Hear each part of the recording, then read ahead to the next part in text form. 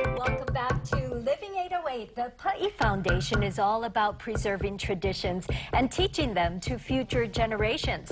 They've got cultural demonstrations every month, and here to tell us about them, we have Vicki Holt Takamine, the Executive Director of the Foundation, and Delani Tanahi, who is here to demonstrate the kapa making, which is going to be happening at Salt Kaka'ako, right? Yes. Tell us about that real quick, and then we'll talk more about it in a minute. But okay.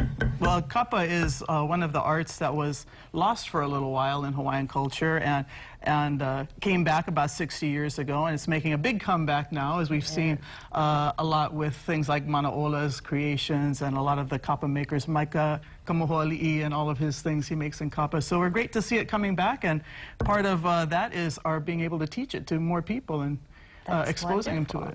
And so this is Wauke? This is Wauke, yes. This is the paper mulberry tree. This was one of the canoe plants that came here with the early Polynesians, and they planted it. And this is one of the plants we used. We also used ulu, or the breadfruit.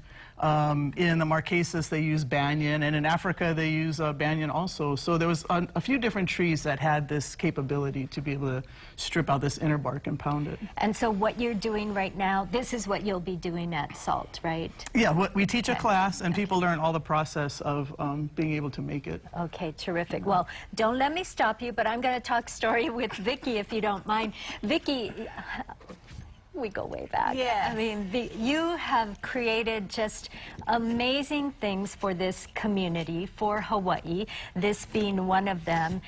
Tell us about the Pa'i Foundation, how long it's been around now, and what you do every month. Yeah, so Pa'i's been around since 2001, and we started it to educate the next generation. Our mission is to preserve and perpetuate Native Hawaiian cultural traditions for future generations. So one of our activities is having classes and workshops in Hawaiian culture, in hula, oli, Hawaiian language, and a lot of workshops like what Delani is doing. So we've had some of those workshops at Halau to teach our own students and the community members. What do you hope for the future of the Pa'i Foundation? Well, you know, we're partnering up with ArtSpace. We're building an affordable housing project in Kaka'ako, so we're going to be neighbors. Wow. We're right around the corner between Waimanu and Kawaihao Street. We're building an 84-unit affordable housing space for artists, and Pa'i will have the ground floor space with dance studios and art gallery, and so we can create a lot of these activities right there in our space. As I said, it's amazing what you do, but how did that come about? It's always been a vision of ours to have our own space and have a space that we could continue to help. Because unless you have your own space, you can't do anything. So if you don't have a house, there's no place to live, right? So this is exactly what we have to have our own house to do our activities. And this is, we've been, you know, we were homeless for a little while and borrowing other people's spaces and at elementary schools and renting from other people and just not having our own space. I've found that once we got funding to lease out our own space for the last, since 2006, we've been a grantee of Ford Foundation who gave us some real stabilization. So I really feel that our organizations, in order for us to grow, need to have our own space. And we're hoping to incubate some of our other nonprofits and halau in our own space so that they can feel like they have some place to call home. And that's something you've been doing for so long, from even before the Pa'i Foundation. And when you look at where we're at 2018, what is your feeling and reaction to not just how big things have become that you've created, but that's going on, in the Hawaiian community? Yes, well, I mean, and you and I both know that we started in the 70s with the launching of Hokulea, Aiuniki in 75. As a kumuhula, I started my own halau in 77.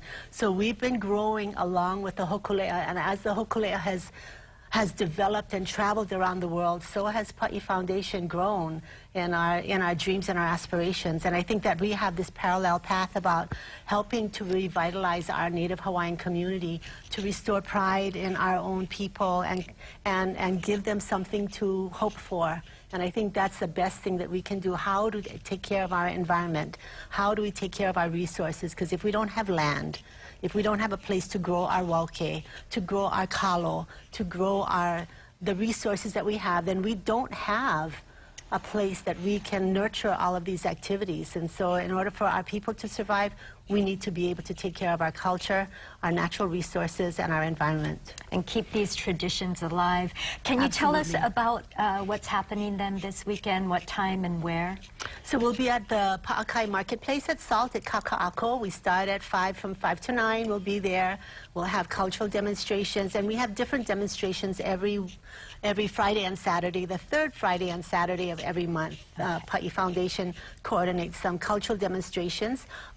My favorite thing is I play hulo with whoever comes. So it's a Hawaiian crossword puzzle, and you can come and sit down with me and learn Hawaiian language and make up your own words as well, and then we'll look to see if they're real words in the Hawaiian dictionary or not. Good fun. Yeah. That's good fun. John, come on in here. Yeah, John's going to pound kapa. What? Vicki. Yes. Oh, awesome. You know, Yeah, I was watching this you. is your job. This is awesome. Okay, Would here. It is. No, No, I did most of it for you. So I scrape so the rest badly of it. don't want to mess You it got up. about 11 seconds left. You really can't mess it up. Is this a branch of the bouquet? It's Or what it's a is this? piece. So the bouquet tree is long. I cut you a little shaka-sized piece. That's what we use when we're teaching, so people can kind of do that. You know, kapa is a real multi-step process. It's also very multidimensional in all the things that you need to know about to be able to be a kapa practitioner. Trees start, you know, you have to have the trees. I grow all my own in Makaha. It seems to be a place that they really love. They like the heat and the sun, so they grow very well. I've been growing them out there for about 20 years. And then you need to understand about the tools, because all the tools, when we look at the ones in the museum, they're very dense hardwoods like kawila and uhi and these kind of things, because they get wet, they're being beaten, and so they have to be durable. And even when we look at those old ones, they're still super, super strong. So the tool he's using, he started out with that little shark's tooth, I mean the shell. The shell. Okay, so now you're going to use the shark's tooth knife. We had no metal. You know what? I was watching you do this. This is amazing. I love this. Go ahead and cut it without slitting your wrist. Okay, good, good. Go right through there, just enough to cut through that skin, and then you have to peel that off. You know, when I started doing this, we were teaching this to 4th graders, and this is literally everything we would come into class with, and the teachers would look at us like, whoa, sharp things. I got it started, but I don't want to mess it up, so I'll let you You finish can't. it. No. I'd rather do it. That's the exciting play with fun the part. toys. Get that thing off of there. Okay. Last quick question. How long from this point to that point? To the skirt like this, well, in real life, let's see, you had to get about a year to grow the trees. We needed about 4 trees, put them all together, a bunch of process and pounding. So the skirt itself of the beading took about a week, and then the printing took another couple days. So. It's gorgeous. I'm getting All it. right. Good You're job. getting it. Okay, come over here. You can pound. Okay, you pound. You I'm going to pound. say, Delani and Vicki, thank you so much. Once again, this weekend at Salt Kaka'ako, Saturday. Friday and Saturday. Friday and Saturday. Third Okay, Friday and Saturday of the month. Terrific. Thank you so much for being here and Thank for you. teaching us all and for what you do, Vicki. Coming up after the break, we'll wrap things up and tell you what we have in store.